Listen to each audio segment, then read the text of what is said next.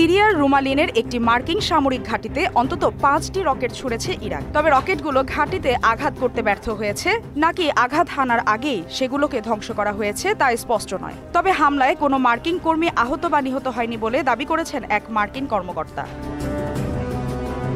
এদিকে মানবাধিকার লঙ্ঘনের অভিযোগে ইসরায়েলের সেনাবাহিনীর একটি ইউনিটের উপর নিষেধাজ্ঞা আরোপ করতে পারে বাইডেন প্রশাসন।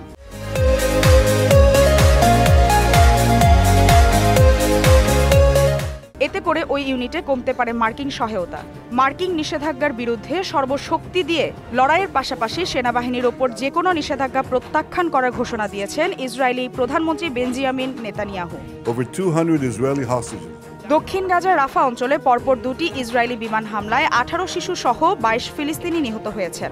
ওই হামলায় এক পরিবারের 13 জন শিশু সহ 2 জন নারী নিহত হয়েছেন বলে জানিয়েছে গাজা হাসপাতাল কর্তৃপক্ষ।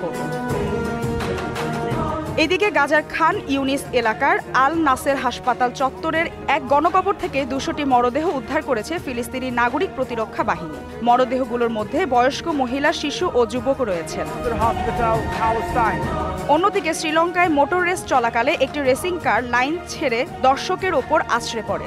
এই দুর্ঘটনায় 8 বছরের এক শিশু সহ অন্তত 7 জন নিহত হয়েছেন। কমপক্ষে 18 জন আহত হয়েছেন বলে জানিয়েছে দেশটির সামরিক বাহিনী। ব্রিটিশ সংবাদ মাধ্যম বিবিসি এ খবর জানিয়েছে। মালিহা চৌধুরী, মোহনা ডিজিটাল।